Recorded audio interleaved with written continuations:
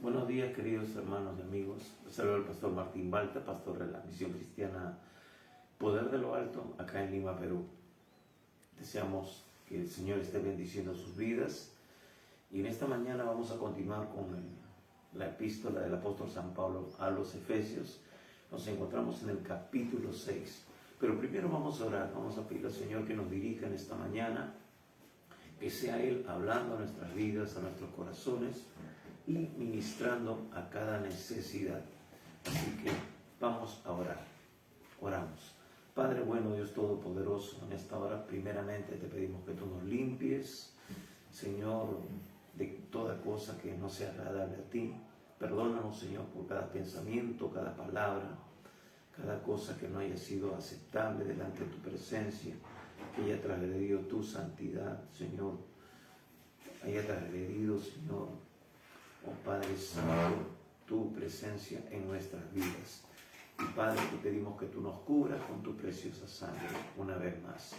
Y que tú toques a cada persona, Señor, que está ahora conectada con nosotros y que se conectará posteriormente, Señor, al ver este video, al compartir este video. Señor, lo ponemos delante de ti. Que mientras, Padre, compartimos tu palabra, sea, Señor, alineándose lo espiritual a lo espiritual. Y también tú, Padre, derramando de tu gracia y de tu misericordia, trayendo sanidad, trayendo liberación, restauración en los hogares, en las familias y en nuestra nación, Padre. Señor, nos ponemos en tus manos y te damos gracias una vez más en el bendito nombre de nuestro Señor Jesucristo. Amén y amén. Amén. Bien, en esta mañana vamos a continuar con la epístola del apóstol Pablo a los Efesios. Ya nos encontramos prácticamente en la recta final, en el capítulo 6. Pero queremos concentrarnos en esta mañana en los primeros 9 versículos de este capítulo 6. Estamos continuando con lo que hemos quedado hace 2 semanas. La semana pasada no pudimos estar conectados, pero estuvimos viendo lo que es la fase práctica. Ya hemos dicho de que los 3 primeros capítulos es el apóstol poniendo el fundamento, la doctrina para la iglesia, y ahora del capítulo 4 hasta el final de esta epístola está hablando de la fase práctica. Y es interesante ver de que cuando nosotros vamos a las epístolas, vamos a las cartas pastorales, básicamente lo que dice el apóstol Pablo, siempre nos pone lo que es el asunto práctico, que tenemos que despojarnos del viejo hombre, que tenemos que vivir de acuerdo al llamamiento que hemos recibido de parte de Dios, porque ya tenemos un propósito establecido por Dios. Él ha puesto a la iglesia como sal y luz en la tierra para ejercer influencia y de esta manera preservar y mantener lo establecido por Dios. Por eso que podemos decir de que de esta manera se establece el reino de Dios, así como es en el cielo, aquí en la tierra. El agente es la iglesia, somos tú y yo, hermano mío, si es que hemos y somos propiedad de Cristo. Entonces tenemos que dejar que el Espíritu Santo gobierne nuestras vidas de tal manera que podamos así reflejar a Dios en cada aspecto.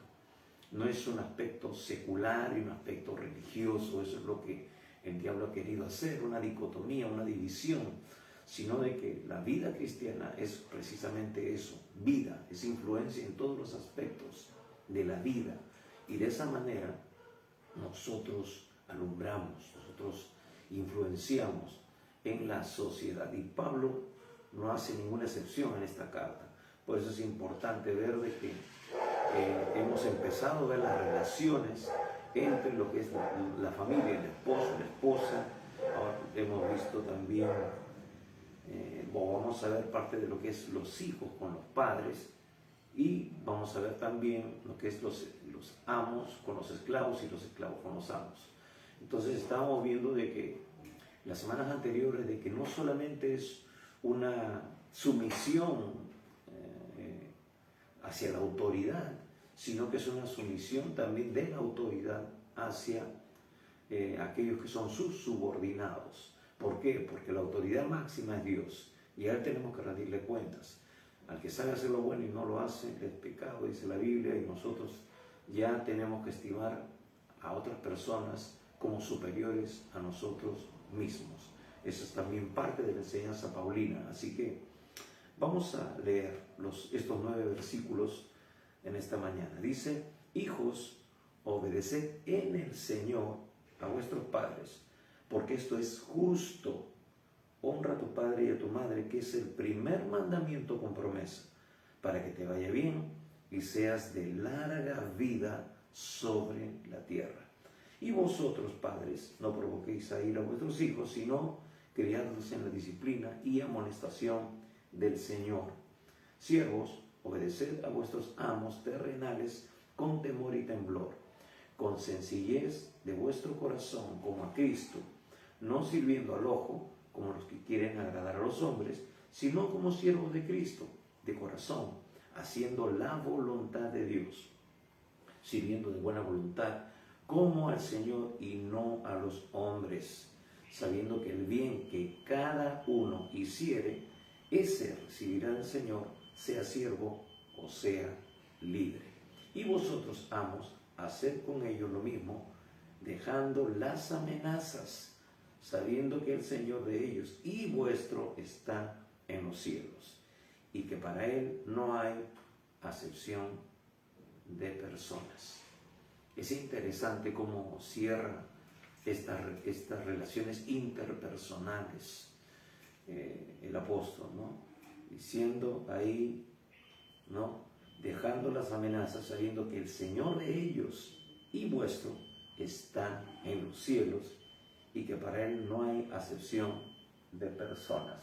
Habla de lo mismo, de ese sometimiento que Él revela en lo que es el principio de estas relaciones entre pareja, entre hijos y padres, ¿no? Ahí en el versículo 21 dice: someteos unos a otros en el temor de Dios.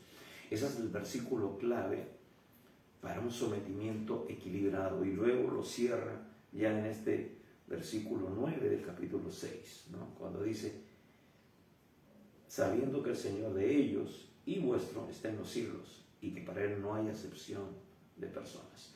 Tenemos que rendir cuenta delante de Dios. Tenemos que someternos a Dios. Ahí es donde se mantiene el equilibrio. Pero bien, vamos a continuar con lo que vemos aquí en este capítulo 6. Sin embargo, queremos hacer un recordatorio nuevamente, ya que estamos llegando al final y de esta epístola, y recordar de que el capítulo 1 al 3, Pablo nos está hablando del fundamento, de la doctrina, del llamado celestial de la iglesia, del propósito de la iglesia, de todo creyente, de todo hijo de Dios nacido de nuevo. Y luego de los capítulos 4 al 6, la conducta terrenal de la iglesia, los aspectos prácticos que nosotros debemos llevar a diario en nuestra vida cotidiana, en la vida terrenal que estamos todavía viviendo nosotros, ¿no? Recordamos de que la iglesia es un cuerpo sujeta a una cabeza, ¿no?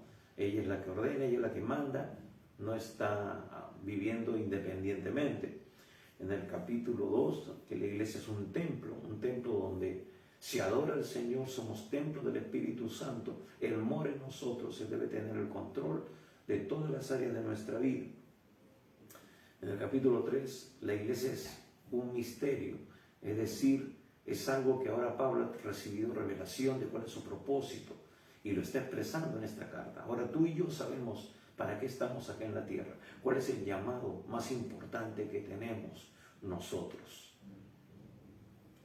para ejercerlo y llevarlo a la práctica en esta tierra. En el capítulo 4, la iglesia es un hombre nuevo, tenemos la capacidad, tenemos nosotros todos los recursos para poder sobrellevar las presiones en este mundo y también manifestar la gloria de Dios, ser el canal de bendición, el agente de bendición para esta tierra. Es la iglesia. Claro, siempre y cuando funcionemos de la manera correcta, como ese hombre nuevo, con esa nueva identidad que ahora tenemos en Cristo. Y en el capítulo 5, la iglesia será una esposa. Hay una relación. Así como Cristo se dio por la iglesia, también la iglesia debe un sometimiento al esposo, debe vivir en lealtad con el esposo, debe obedecer al esposo, debe respetar al esposo, ¿no? Entonces, aunque tenemos libre albedrío, nosotros estamos sometidos al Señor. Él nos ha dado todos los recursos para hermosearnos, nos ha lavado con su palabra y nos está preparando para ese día glorioso. Entonces, ese es más o menos cómo el apóstol nos pone estos ejemplos, estas similes para que nosotros podamos también tener en cuenta que hay un proceso que debe de llevarse a cabo en la vida de todo creyente. La iglesia será una esposa, está en ese proceso de embellecimiento. Y en el capítulo 6, el tema más fundamental es que la iglesia es un soldado, forma parte de un ejército del Señor, es un soldado de Jesucristo, está capacitado, está preparado, tiene toda la armadura de Dios, tiene armas que son poderosas en Dios para destrucción de fortalezas. Y sabemos cuáles son esas fortalezas, son argumentos, son pensamientos, son ideas, porque el enemigo va a tratar de manejar, de usurpar lo que hay en nuestro corazón a través de nuestra mente, entrando en el campo mental. Es ahí donde él quiere tomar el control y usurpar lo que ya el Señor nos ha dado, ese gobierno de nuestras voluntades a través del Espíritu Santo que mora en nuestros corazones. Ahora, en este capítulo 6 se continúa hablando del orden que debe haber entre las relaciones familiares e interpersonales en la sociedad. Es importante que Pablo empieza hablando de la autoridad máxima, no solamente en el hogar, sino de donde parte todo. Siempre hemos pensado y hemos dicho de que la familia es la célula de la sociedad, es lo más importante, donde se gesta, donde se forma. Por eso que el enemigo ha tratado siempre de destruir a la familia y sigue destruyendo a la familia de diferentes maneras, a través del divorcio, a través también de la falta de responsabilidad de las cabezas de hogar, y también a través de una serie de demonios que operan en el mundo espiritual, sobre aquellos que todavía no conocen al Señor, sobre aquellos que son hijos de desobediencia, como nos dice la Escritura. Por eso de que de alguna u otra manera trata de destruir a la familia, ¿no? A través de la influencia de estos demonios de fornicación, de adulterio, de fornicación, porque de esta manera hay embarazos no deseados, se forma lo que es el desorden familiar, madres solteras, matrimonios o parejas disfuncionales, donde solamente la madre va a cumplir el papel de padre y madre, el hijo no va a crecer con una figura paterna, no va a tener una imagen de autoridad completa, porque la autoridad solamente es la madre, y entonces de esta manera trata de destruir el hogar, causando daño, causando destrucción, porque de esta manera ya no hay un funcionamiento correcto. Gracias a Dios por muchas mujeres de Dios que, conociendo al Señor, han podido salir adelante con sus hijos, y también padres, ¿no? Porque también hay mujeres que abandonan a sus hijos. Ese es el problema también muy común ahora.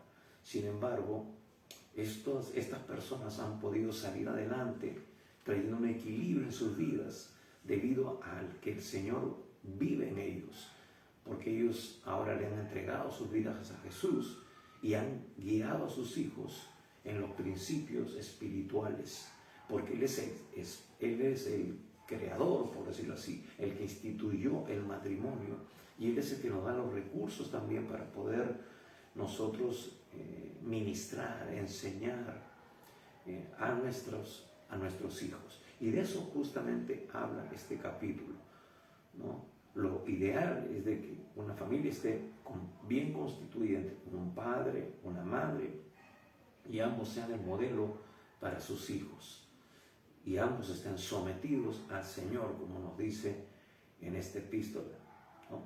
Entonces, continúa el apóstol Pablo en este capítulo 6, hablando del orden que debe haber entre las relaciones familiares, porque es el núcleo familiar donde se forma la sociedad y de ahí parte todo. Y luego, ya en la segunda parte de este capítulo 6, que no vamos a ver en esta mañana, porque queremos agotar esto, queremos establecer bien este principio, este fundamento, va a hablar de lo que es un ejército, cómo se forma un ejército.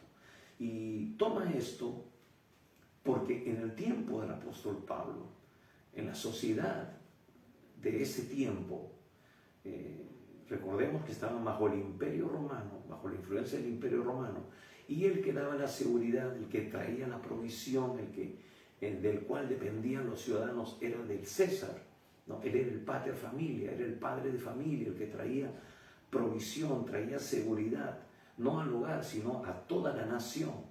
Pero recordamos que establecía esa autoridad bajo el poder, bajo el temor, bajo la sumisión férrea, porque tenían un ejército implacable, ¿no? Decíamos de que la manera de ejercer esa paz romana era a través de la cruz, pero a través del miedo. Decía, no, si tú no te sometes, si tú no obedeces, no te alineas a los principios, ¿no? La cruz está preparada para ti. Por eso que en los caminos que conducían a Roma o salían de Roma, muchas veces a las personas que se sublevaban contra el César, contra el gobierno, contra el sistema, eran crucificados en los caminos, porque la gente transitaba por ahí. Entonces eso les recordaba a ellos de alguna manera que si no se sometían, ese sería su fin. Entonces ellos ejercían la paz, por decirlo así de alguna manera, por el temor. Sin embargo, ahora el Señor Jesucristo establece la paz en nuestras vidas, porque Él es nuestra paz. Él ocupó el lugar, Él es el castigo de nuestra paz, como dice Isaías 53. Entonces, Él nos brinda esa paz. Él nos libra de la condenación, del pecado, aquello que traía destrucción para nosotros. Ahora Él ha ocupado nuestro lugar y nosotros por la fe podemos ahora ser beneficiarios de esa paz que Él ganó en la cruz ocupando nuestro lugar. Es una muestra de amor, no es una muestra de dominio, de control, de manipulación, de terror, sino todo lo contrario, es una muestra del amor ocupando nuestro lugar, muriendo el inocente por el culpable. Entonces, de esta manera, el Imperio Romano también en el tiempo de Pablo, ¿no? Manifestaba esa clase de servicio. El servicio hacia la sociedad, hacia la comunidad, era brindándoles seguridad, brindándoles provisión, pero eso venía a través de la fuerza, del poder que ellos tenían en el imperio, fundamentado en su ejército. Ellos establecían la seguridad, la paz, ¿no?, con todos los países aledaños, y por la fuerza de la conquista ellos tenían una gran extensión de terreno y conquistaban tierras, establecían caminos de acceso. Entonces, de alguna manera, el ser un soldado, parte del ejército romano, era una muestra de servicio a la sociedad. Pero esos principios, ese fundamento para forjar el carácter, básicamente empezaba en la familia, en el reconocimiento de la autoridad máxima en la familia. Y esa es la crisis que estamos viendo nosotros ahora en este tiempo. ¿Por qué? Porque la formación sólida de los principios morales, éticos, se forjaban en el hogar. Por eso que el apóstol Pablo está diciendo aquí que tiene que haber un sometimiento a la autoridad que es Dios primero y la establecida por Dios. Pablo también lo va a decir en Romanos, ¿no? En Romanos 13 dice que las autoridades han sido establecidas por Dios, pero ese respeto hacia la autoridad no puede venir si primeramente no ha habido un respeto a la autoridad básica, primordial, donde se pone el fundamento en la vida de la persona, que es el hogar. Si no hay respeto a los padres, si no hay respeto a la madre, entonces todo se descalabra, todo se derrumba, porque justamente en nuestra sociedad actual, muchos de los jóvenes, muchos de los hijos que vienen de hogares disfuncionales, de hogares desintegrados, o si no, donde hay un concepto equivocado de lo que es la disciplina, aún habiendo padre y madre, un concepto equivocado de la disciplina, entonces no hay respeto a los padres y de esa manera no se puede esperar de que un niño, bajo esas condiciones, más adelante, pueda respetar a otras autoridades. Por decir, a un policía, a un alcalde, a un presidente, porque no ha tenido el modelo, no ha aprendido lo que es el sometimiento a la autoridad en el hogar. Y no tiene en el temor de Dios lo que se enseña justamente en un hogar donde hay principios cristianos, donde hay principios morales y éticos fundamentados en lo que es la palabra de Dios. Entonces eso es lo que nos da seguridad a nosotros de construir una sociedad sana, firme, con valores, con principios morales y éticos. Y no es como en nuestro tiempo, ¿no? Quizás había un joven rebelde y en ese tiempo decían, vamos a meterlo al ejército, y lo metían al ejército ahí para que lo sometan, ¿no? No es así. En los tiempos de Pablo, y debe ser así también en nuestra sociedad actual, debe de haber un forjamiento, debe haber un establecimiento de los principios en el hogar. Pero ahora lamentablemente se han establecido leyes que van en contra de la autoridad, en contra de lo establecido por Dios, ¿no? Ahora un hijo puede poner una denuncia al padre sin que éste le haya siquiera agredido o se le haya pasado la mano, porque también vamos a hablar de eso más adelante. Pero ahora las leyes se han vuelto en contra de la autoridad familiar, de la autoridad de los padres, ¿no? En Estados Unidos, un hijo que le llama la atención al padre, no lo deja salir de repente para visitar a sus amigos, llama por teléfono y dice, mi padre me ha agredido o está agrediendo mis derechos, y vienen y lo sacan enmarrocado al hombre y lo llevan preso. Y no estamos lejos de eso. Ahora también se están introduciendo esas leyes en nuestra nación, en las diferentes naciones del mundo. Y eso es peligroso. Antiguamente, los mismos padres avalaban la autoridad. Si alguien lo corregía, si alguien le llamaba la atención en el colegio o en algún lugar, el padre simplemente avalaba eso, dando a entender de que el hijo se había comportado mal. Y entonces el hijo sabía de que no le queda otra que portarse bien, ¿no? Entonces, es importante por eso entender de que los principios se establecen en el ámbito familiar.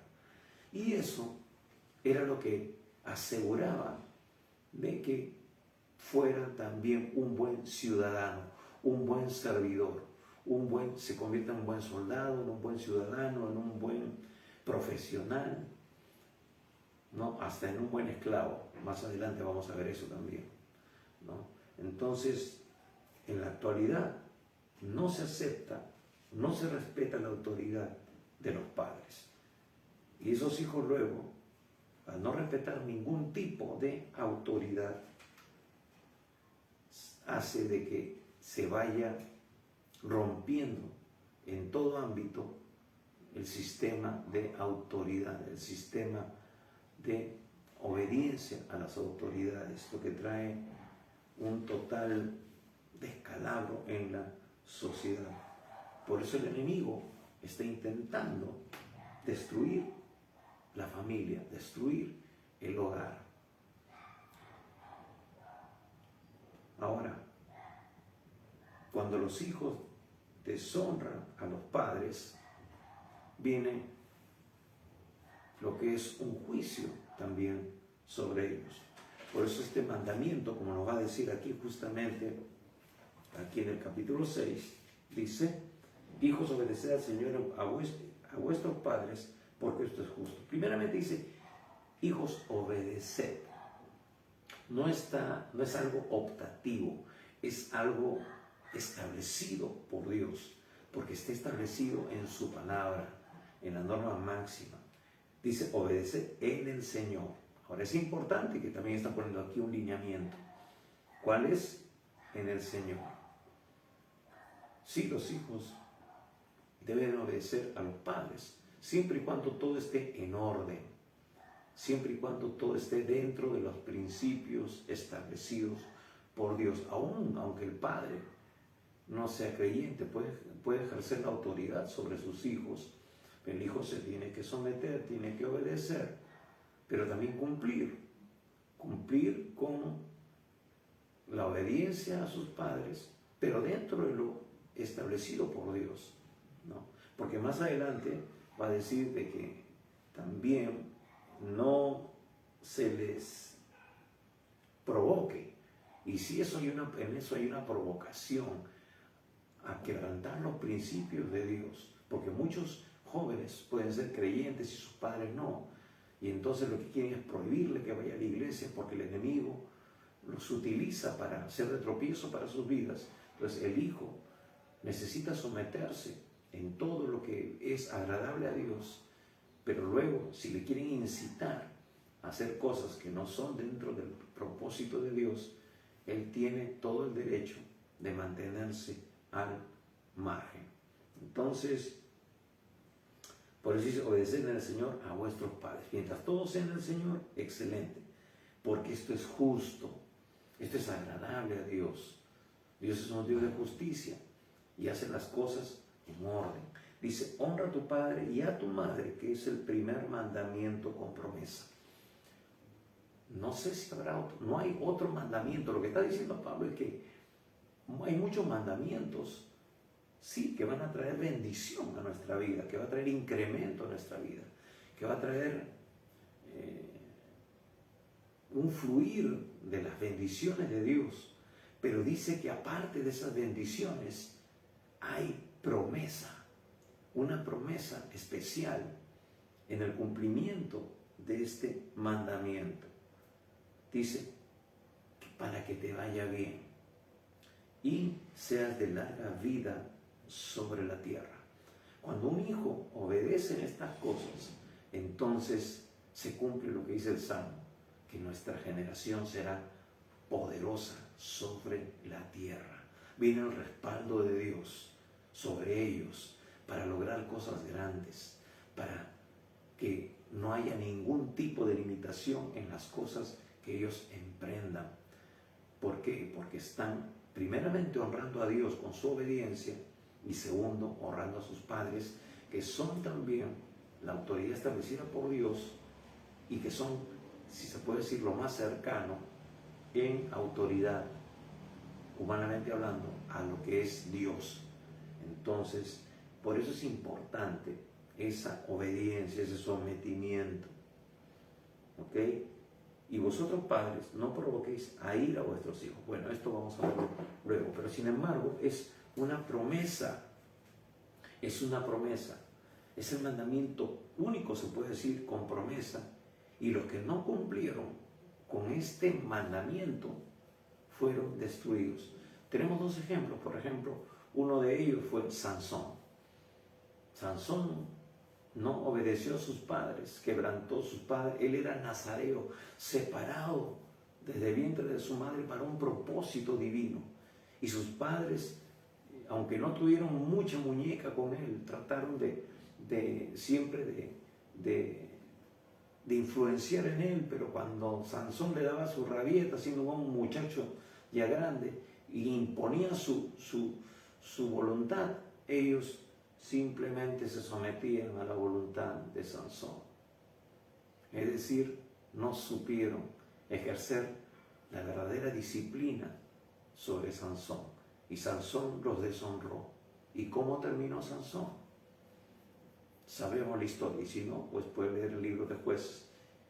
¿Qué otro caso? Absalón, el hijo de David, se sublevó contra su padre, deshonró a su padre. Podemos encontrar esa historia también en el Antiguo Testamento. Entonces es importante ver cómo termina Absalón, cómo termina Sansón, por haber deshonrado a sus padres, por haber desobedecido a sus padres. Entonces vivieron corto, vivieron muy poco tiempo. Entonces, por eso es importante someterse a este mandamiento. Y podemos encontrar nosotros guía para estas cosas en la palabra de Dios. Dice, para que te vaya bien y seas de larga vida sobre la tierra. Vamos a ver algunos pasajes.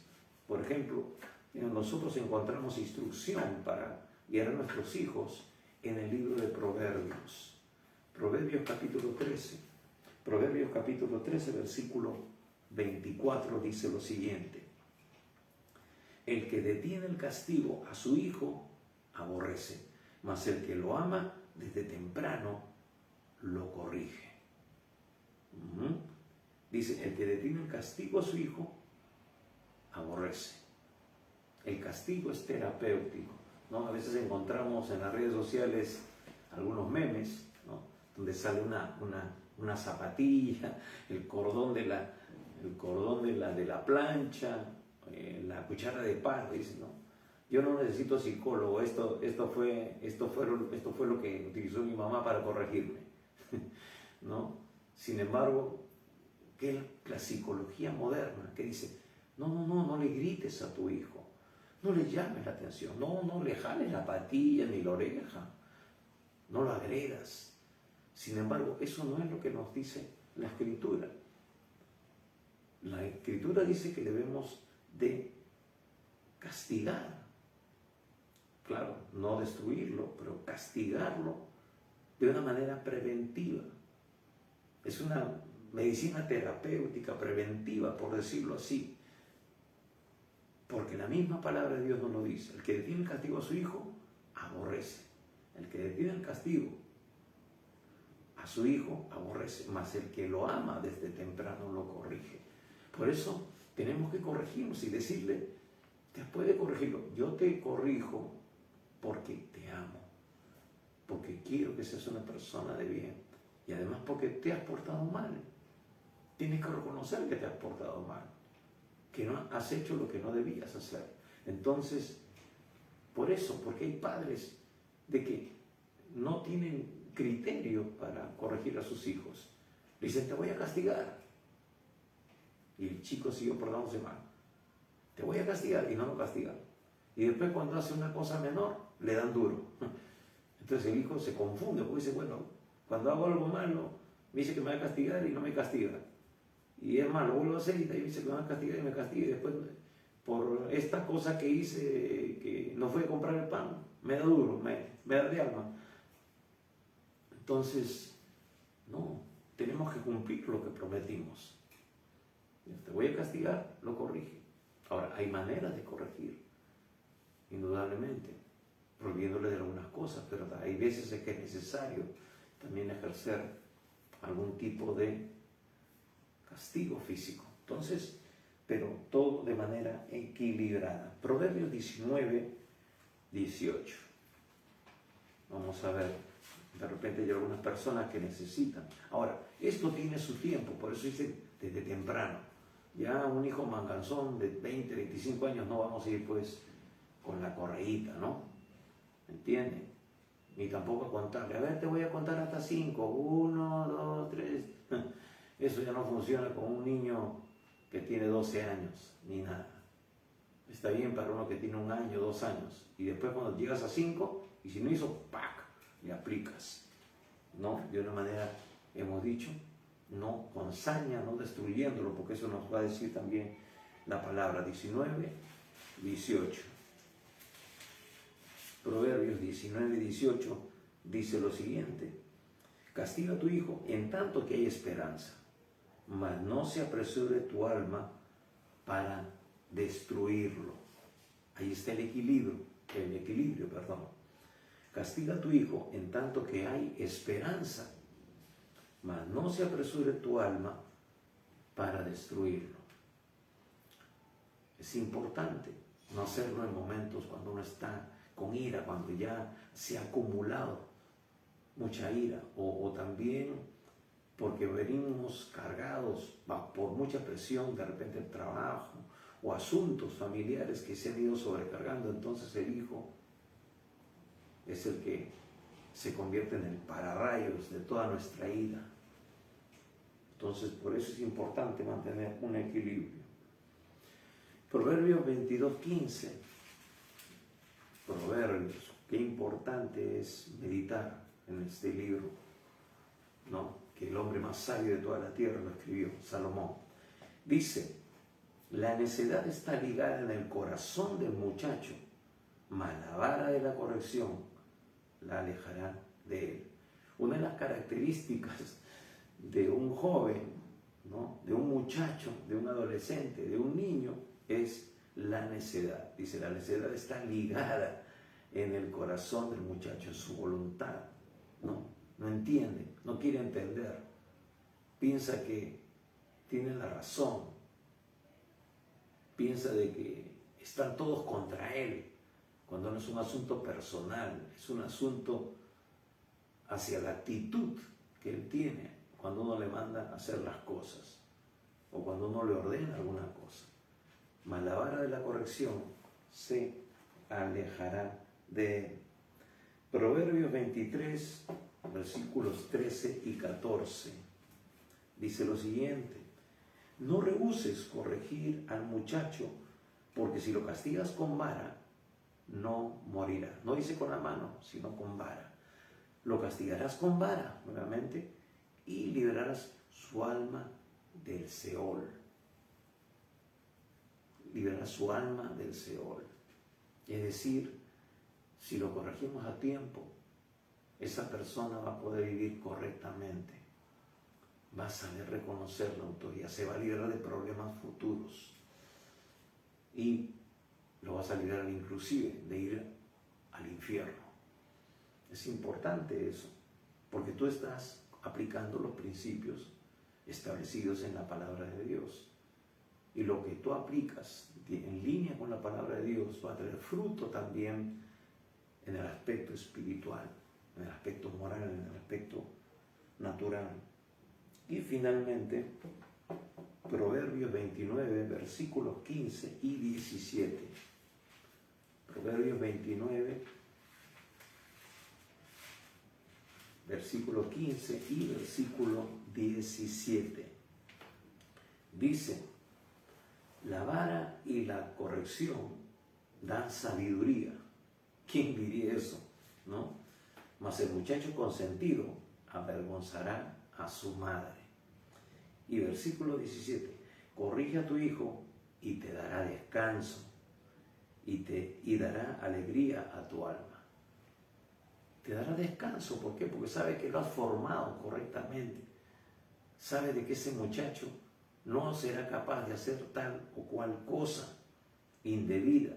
Dice: corrige a tu hijo y te dará descanso y dará alegría a tu alma. Claro, te va a dar satisfacción. Estás formando un joven, una jovencita con principios, con ética, con temor de Dios y con respeto a las autoridades. Si te has sabido respetar a ti, puedes tener la seguridad de que respetará también a las otras autoridades que se vayan añadiendo a lo largo de su vida.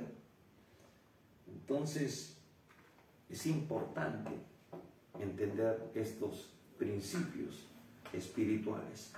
Y decimos que esto es la clave porque esto es lo que el núcleo, la base, la célula de formación de la sociedad. Y Pablo está hablando justamente de la parte práctica, de cómo la iglesia tiene que influenciar prácticamente en su comunidad, en su sociedad, cómo se forma el ser humano bajo los principios establecidos por la palabra para poder funcionar correctamente en el ámbito social, en el ámbito comunitario, porque la iglesia formaba parte de la comunidad y tú y yo somos la iglesia.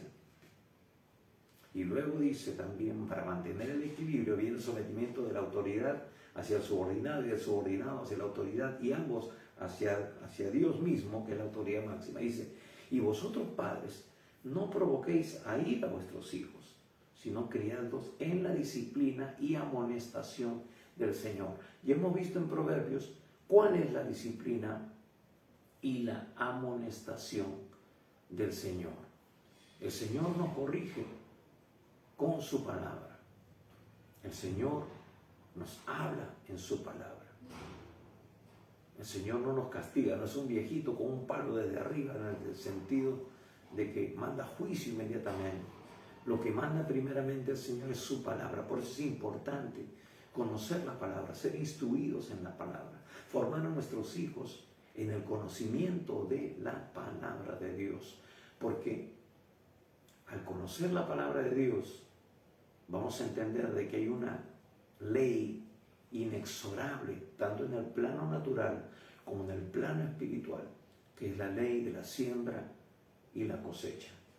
Lo que nosotros sembramos, cosechamos, pero la cosecha siempre es mucho más abundante que la siembra. Así que si nosotros desobedecemos, las consecuencias serán mucho mayores que el acto mismo de desobediencia. Entonces, por eso es importante enseñarles la palabra. Dice que nosotros enseñemos a los jóvenes. Proverbios dice, instruye al niño en su camino, en su camino. Y dice, y no se apartará de él aun cuando fuere viejo. Es decir, cuando establecemos a nuestros hijos en el principio de la palabra de Dios, eso va a mantener corrección en sus vidas, equilibrio en sus vidas, sabiduría en sus vidas para tomar decisiones, para saber comportarse correctamente. Entonces, es importante lo que dice, y criarlos en disciplina y amonestación del Señor. Del Señor, es decir, en lo que dice la palabra. Gracias a Dios por la psicología, gracias por esos maravillosos profesionales, pero nuestra ley, nuestra norma de vida, el manual de vida, lo encontramos en la palabra de Dios. La palabra de Dios nos enseña a ser excelentes padres, excelentes ciudadanos, excelentes hijos. Por eso no debemos despegarnos de lo que dice la palabra de Dios. Entonces vemos la importancia de cómo también el pueblo de Israel formaba a sus hijos, cómo les enseñaba, cuál era la finalidad de la disciplina.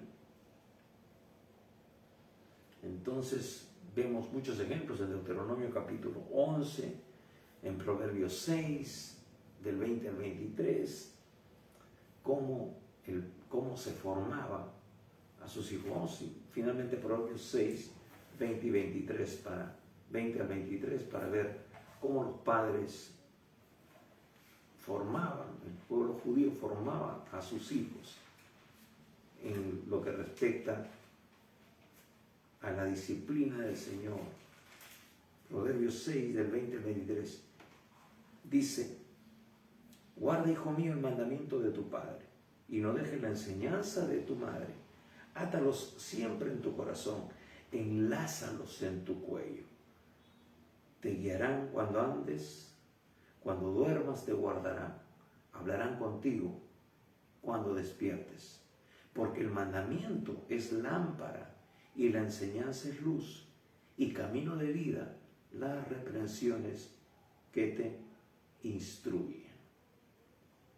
Aquí está la amonestación, la exhortación de un padre hacia un hijo.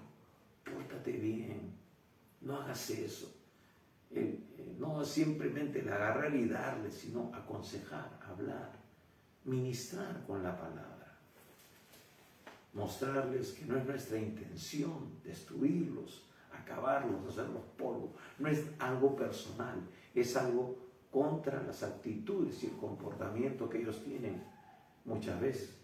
Cuando nosotros queremos darles un mandamiento, hacerles alguna exhortación. Entonces es importante que ellos entiendan eso. Y eso los formará.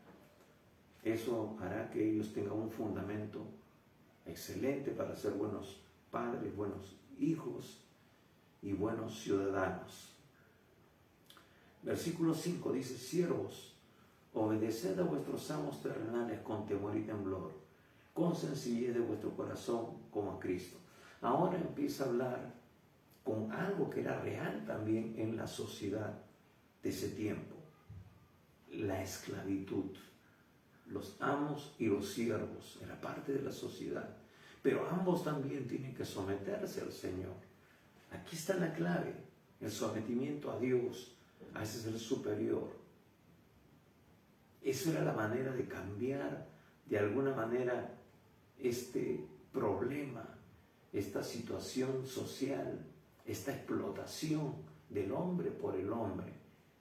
Esto de alguna manera haría que sea más llevadera esta relación, y ya simplemente la esclavitud sería algo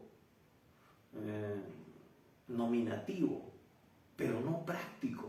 ¿Por qué? Porque tanto el amo como el siervo estarían viviendo en plena comunión. Ya no habría esa explotación radical, sino que habría un sometimiento por parte de ambos al Señor, haciendo lo que le agrada al Señor. Dice: siervos, obedeced a vuestros amos terrenales con temor y temblor, con sencillez de vuestro corazón como a Cristo. Ahora, esto me hace recordar lo que Pablo dice justamente en su carta dirigida a Filemón, ahí en el capítulo 1. Bueno, Filemón tiene solamente un capítulo, pero cuando vamos nosotros a esta carta del apóstol San Pablo a Filemón, en el capítulo 1, él se presenta de la siguiente manera. Ahí en el capítulo 1, versículo 1 dice: Pablo, prisionero de Jesucristo, el hermano Timoteo, dice, colaborador nuestro. Entonces, prisionero de Jesucristo. Pero en otras cartas dice también esclavo de Jesucristo. Él se presenta también como esclavo de Jesucristo. Y es interesante que en el contexto hebreo, ¿no?, la palabra Adonai, Señor, significa amo, dueño. Y en el contexto de esa palabra, era el dueño de la vida de la persona, de tal manera que esa persona podía disponer de la vida de ese esclavo. Pablo en Corintios va a decir de que hemos sido sacados, usa la palabra agorazo, hemos sido rescatados del mercado de esclavos. Dice, porque ya no nos pertenecemos a nosotros mismos, sino de que somos de Cristo. Hemos sido rescatados de nuestra vana manera de vivir, de ese mercado de esclavos en el cual nuestro amo, nuestro Dios, nuestro Señor, quien nos tenía en esclavitud, era el diablo. Y ahora Pablo ha sido librado de esa esclavitud para volverse esclavo de Jesucristo, pero un esclavo por amor, un esclavo que ahora le ha rendido su vida al Señor totalmente.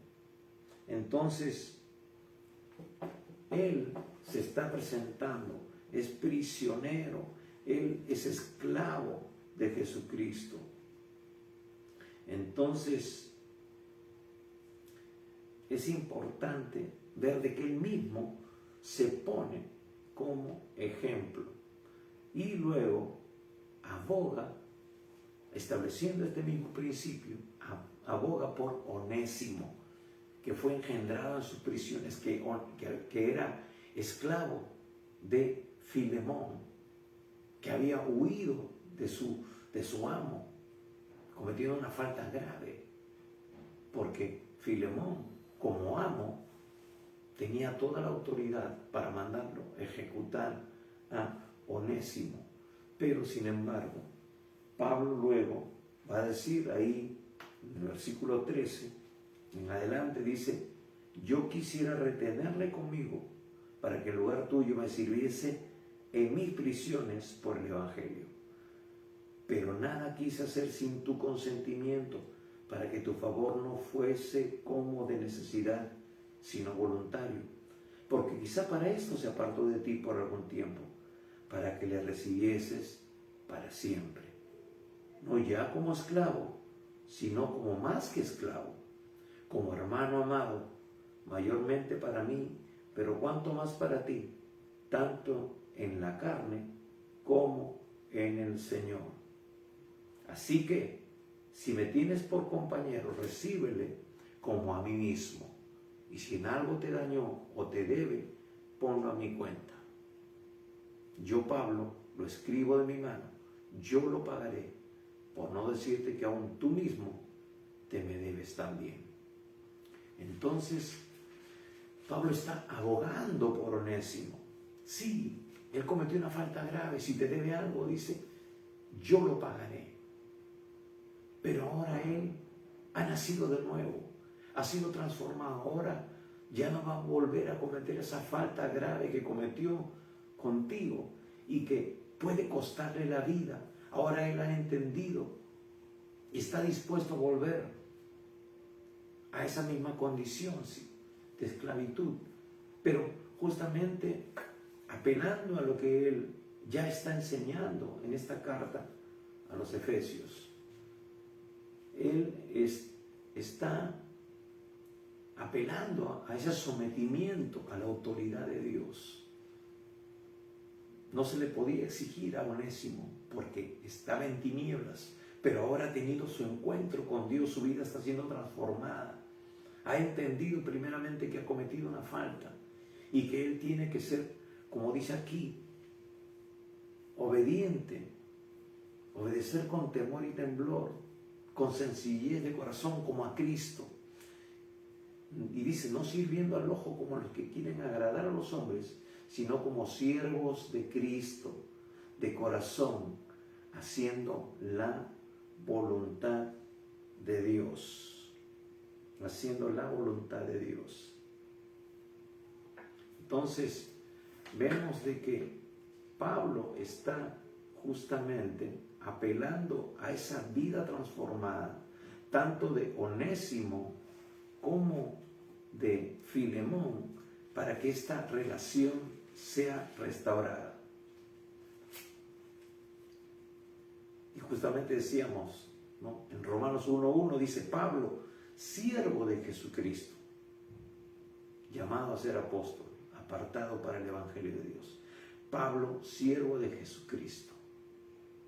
Y así él se denomina también en otras cartas, en su introducción, en su saludo, siervo de Jesucristo, porque él entiende en el contexto real, y es más, en el contexto hebreo, la palabra Adonai es tan rica y tan mal entendida en este tiempo. Ahora le decimos Señor a cualquier cosa, a cualquier persona.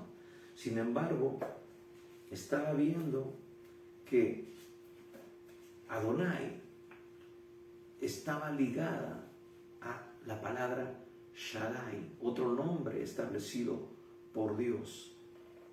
Entonces, Shaddai Adonai significa, o en el Génesis, habla de la suficiencia de Dios, habla del poder de Dios para suplir todas las cosas. Ahora, en el contexto el ser el amo, el ser el señor de algunos esclavos, de algunos siervos, él tenía, o por decirlo, en los días de Abraham, un siervo o esclavo era mejor tratado que un sirviente que había sido empleado, ya que su amo le proveía todo.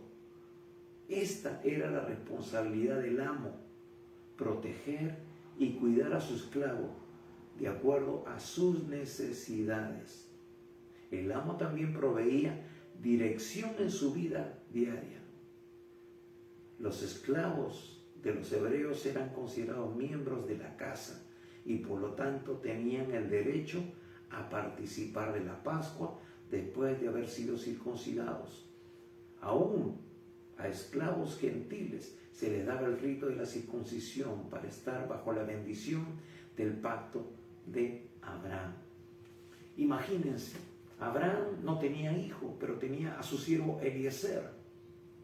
Y él iba a heredar todo. Iba a heredar absolutamente todo de lo que tenía Abraham. Es decir, no es el concepto de esclavitud que nosotros tenemos en el contexto hebreo, me refiero.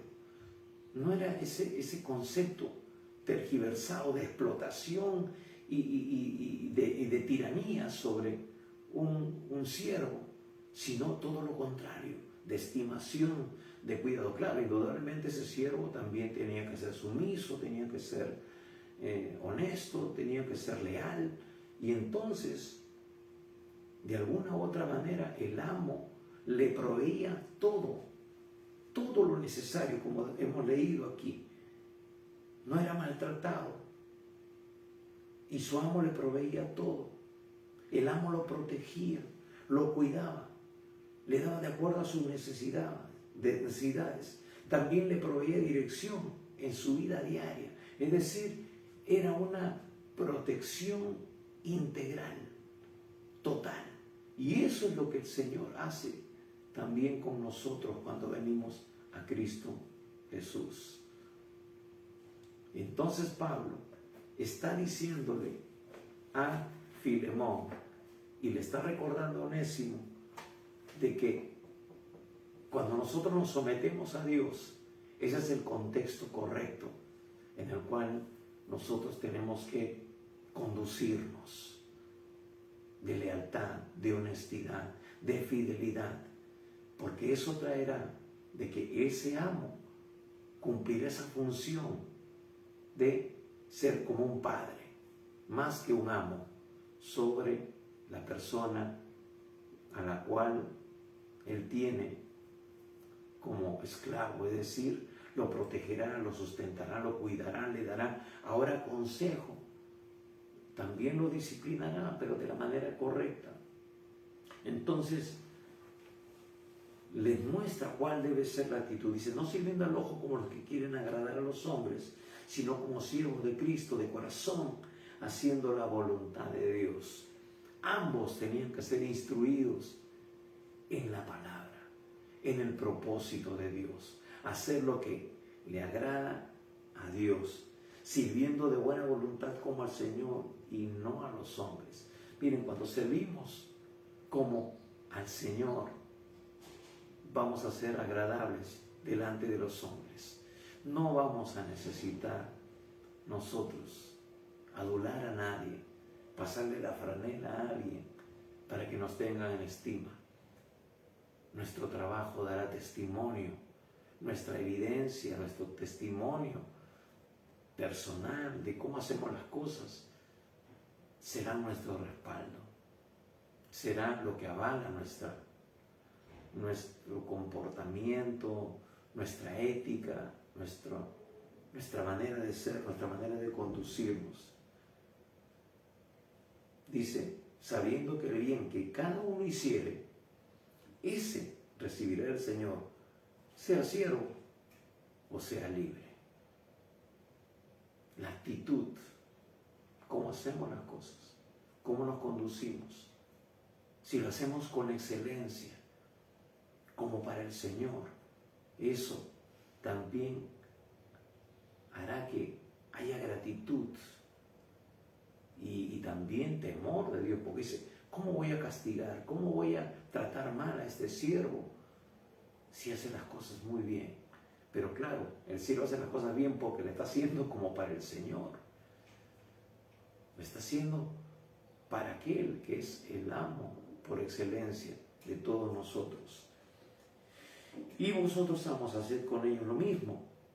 ¿Ve? Ahí viene la parte de ida y vuelta. Dejando las amenazas, sabiendo que el Señor de ellos y vuestro está en los cielos, y que para Él no hay acepción de personas. Ahora no hay esclavitud, al menos no en nuestro entorno, pero sin embargo tenemos que tener esa misma actitud hacia nuestros empleadores, hacia aquellos con los cuales trabajamos y nuestros subordinados. El nivel más bajo de liderazgo que existe es el de tener un cargo.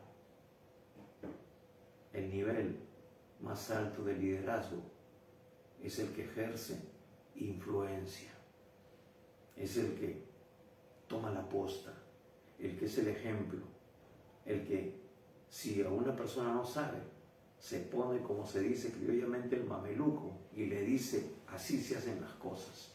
Mira, te voy a enseñar, me voy a ensuciar las manos contigo. El pastor tiene que oler a oveja. Tiene que recordar que él también fue oveja.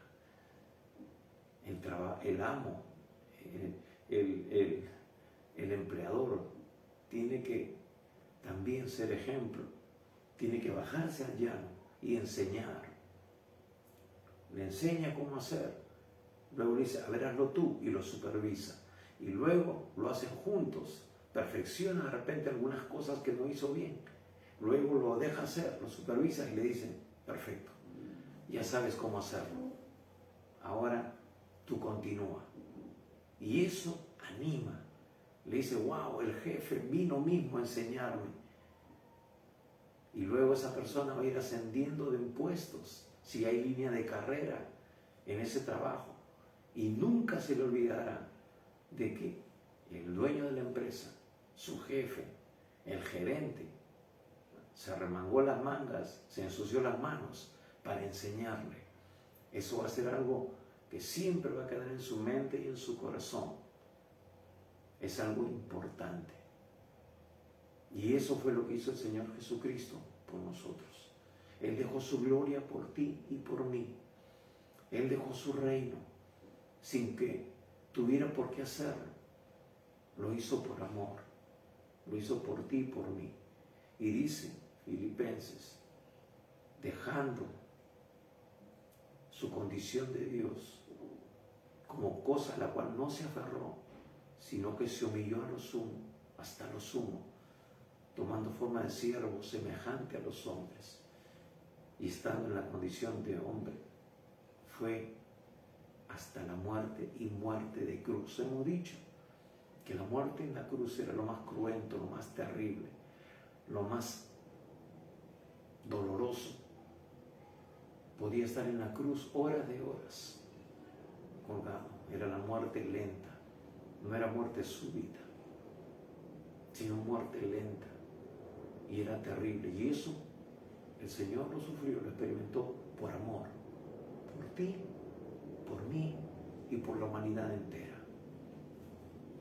Y por eso, ahora, como dijo Pablo, somos esclavos de Cristo.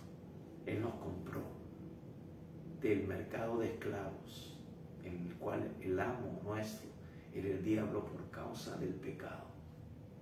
Había una cuenta, había una boleta, había una factura en contra nuestra, la cual el diablo siempre nos sacaba. Decía, tú me debes esto, yo soy tu dueño. Pero dice que él quitó esa acta de los decretos que nos era contraria y la clavó en la cruz. Él pagó el precio. Ahora tú y yo somos libres del pecado, pero somos esclavos por amor de Cristo. Por eso tenemos que vivir en línea con su perfecta voluntad, porque así le agradamos y somos beneficiarios como un buen amo de todo lo que Él tiene. Podemos estar bajo su cobertura, bajo su protección, bajo su cuidado, como lo está una esposa y unos hijos, bajo la autoridad puesta por Dios, el esposo y ambos, la familia entera, sometidas al Señor. Esa es la bendición más grande. Y eso es lo que trae cambio y transformación en la sociedad.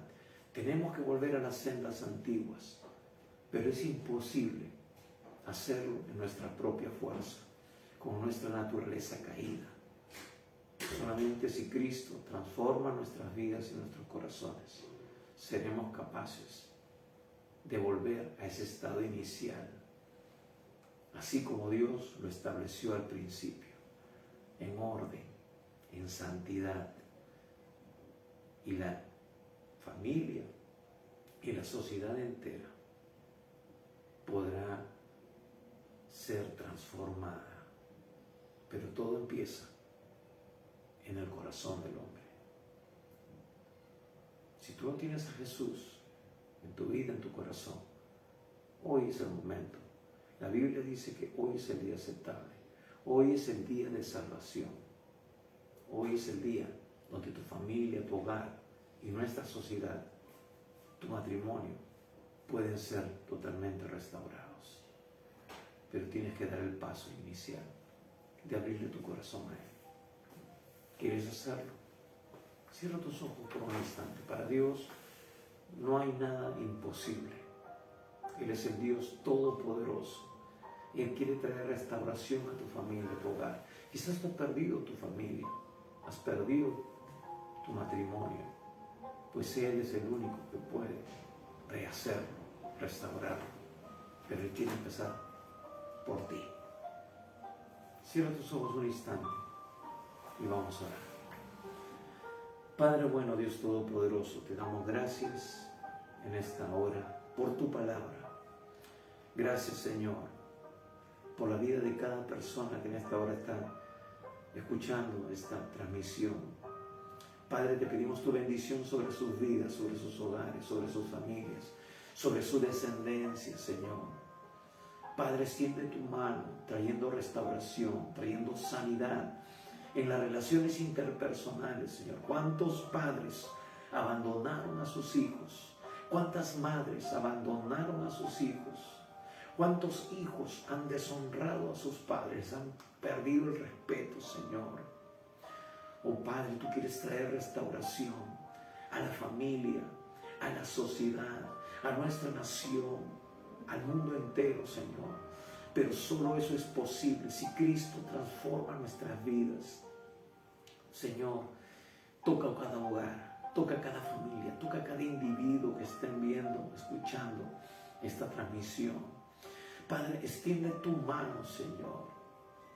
Trae orden, trae sanidad, Señor, en sus emociones, en sus corazones.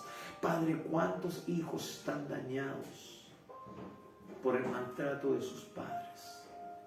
¿Y cuántos padres están también dañados por el maltrato de sus hijos?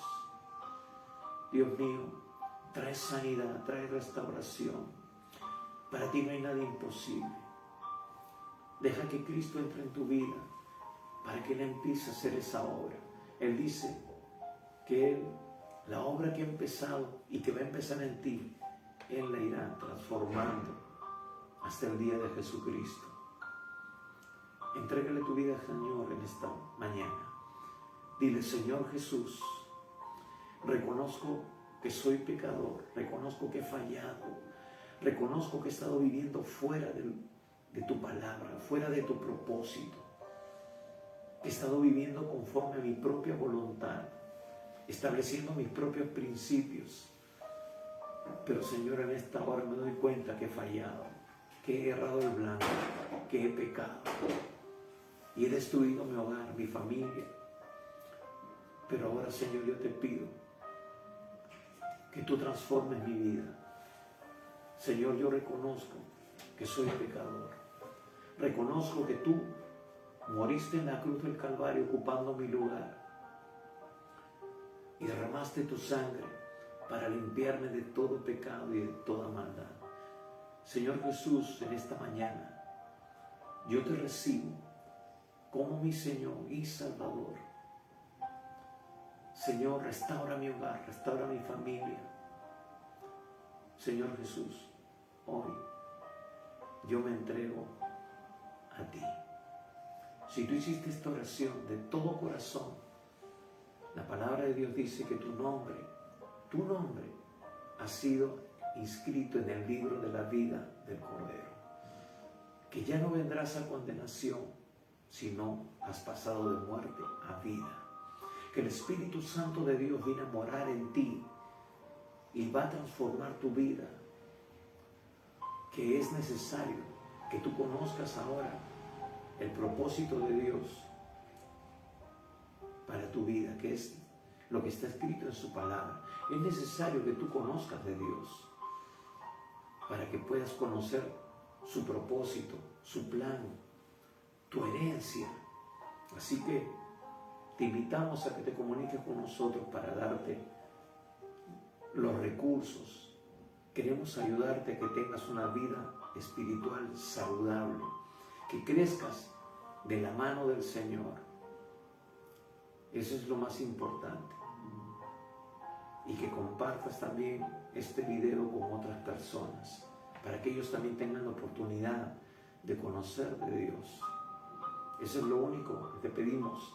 De esta manera tú estarás cumpliendo con el propósito de Dios de colaborar para que este reino, el reino de Dios, sea extendido a muchas otras familias, a nuestra nación que tanto necesita del Señor.